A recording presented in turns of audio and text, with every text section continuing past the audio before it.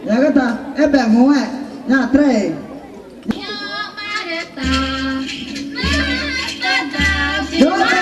Ya pero ta apa ya tana.